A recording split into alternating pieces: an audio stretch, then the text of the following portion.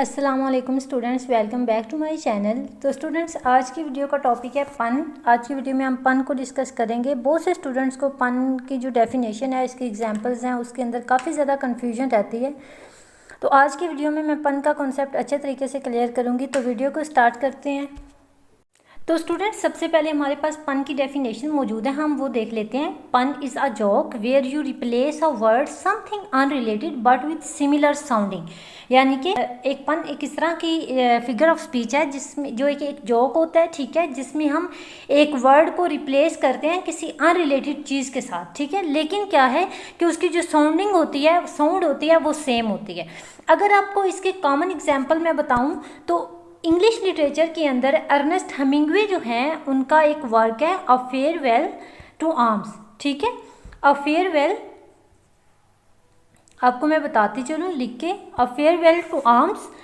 तो अब a farewell to arms के अंदर जो वर्ड आर्म्स है वो टू मीनिंग रखता है, ठीक है। अब यहाँ पे पन का जो यूज़ है वो अच्छे तरीके से समझें कि जो वर्ड आर्म्स है वो टू मीनिंग रखता है, ठीक है। यानी कि जो अर्नेस्ट हेमिंग्वे हैं, उन्होंने आर्म्स को एक ऐसे वर्ड के साथ भी रिप्लेस किया है जो कि अनरिलेटेड है, ठीक है। एक तो आर्म्स, जब उसका जो प्रोटैगोनिस्ट होता है वो आर्मी से भाग जाता है, वार को छोड़ के भाग जाता है, तो इस तरह वो फेयरवेल बोलता है किसको? आर्म्स को, ठीक है। आर्मी को फेयरवेल बोल देता है। सेकेंडली, वो आर्म्स किस लिए उसने यूज़ किया, अब यहाँ पे आप देखिएगा कि पन इज़ अ जोक किस तरह से है, ठीक है। सेकेंडली, वो फेयरवेल टू आर्म्स बोलता है अपनी बिलवड कैथरीन, जब उसकी डेथ हो जाती है तो तब भी वो उसको गुड बाय बोल देता है, फेयरवेल बोल देता है। तो इस तरह से वो जो सेकेंड आर्म यानी कि पन के तौर पे जो आर्म यूज़ हुआ है वो क्या है, वो यहाँ पे उसने वो आर्म अपनी बिलवड को कहा है, ह्यूमन हैंड, जैसा कि बिलवड ह्यूमन आर्म्स को उसने कहा है, ठीक है। तो उसको भी वो गुड बाय बोल देता है, फेयरवेल कर देता है। और जो वार होती है, जो आर्म्स होता है, आर्मी होती है, उसको भी फेयरवेल बोल देता है। तो यहाँ पे हमें इस नॉवल के अंदर बहुत अच्छे तरीके से समझ आ जाती है कि किस तरह से अर्नेस्ट हेमिंग्वे जो हैं उन्होंने पन का यूज़ अपनी राइटिंग के अंदर किया है, ठीक है। सेकेंड डेफिनेशन हमारे पास मौजूद है, अ पन is a joke that makes a play on words. जिस तरह से अभी हमने आर्म्स की डेफिनेशन को पढ़ा, आर्म्स की एग्जाम्पल को हमने देखा कि किस तरह से अर्नेस्ट हेमिंग्वे ने इंग्लिश लिटरेचर के अंदर पन का यूज़ किया। उन्होंने अपने फेयरवेल टू आर्म्स के अंदर आर्म्स को किस तरह से डबल मीनिंग दिए हैं, ठीक है, रिप्लेस किया है आर्म्स को आर्म्स के साथ, ठीक है। एक आर्म्स उसने आर्मी को बोला और दूसरा आर्म्स उसने रिप्लेस तो किया उस वर्ड को, लेकिन साउंड सेम है, ठीक है, अनरिलेट भी है। एक आर्म्स हो गया जंग और वार, ठीक है। सेकंड आर्म्स उसने वो जो बिलवड का हाथ था या बिलवड का आर्म था, उसका जो साथ था उसको छोड़ा। तो इस तरह उसने दोनों को गुड बाय बोल दिया। तो यहाँ पे पन का बहुत अच्छे तरीके से उन्होंने यूज़ किया। इसके हम कुछ एग्जाम्पल्स को देखते हैं ताकि आप मज़ीद अच्छे तरीके से पन को अंडरस्टैंड कर सकें। तो स्टूडेंट्स, यहाँ पे हमारे पास एग्जाम्पल्स मौजूद हैं। फर्स्ट एग्जाम्पल्स को आप अच्छे तरीके से अंडरस्टैंड करें। The population of Ireland is always doubling.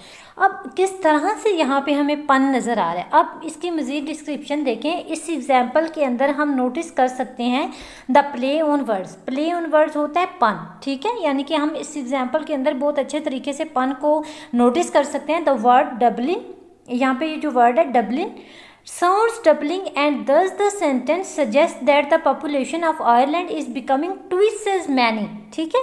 Twist हो रही है, डबलिन। अब ये जो वर्ड है ये किस तरह से साउंड प्रोड्यूस कर रहा है, किस तरह से साउंड दे रहा है, जिस तरह से साउंड होती है ना डबलिंग, ठीक है। तो इस तरह से ये जो वर्ड है डबलिन, ये भी हमें एक साउंड दे रहा है जो कि है तो अनरिलेटेड लेकिन साउंड सेम है। और इस तरह से हम देख सकते हैं कि ये क्या सजेस्ट कर रहा है कि जो पॉपुलेशन है आयरलैंड की वो ट्विस्ट हो रही है, ठीक है।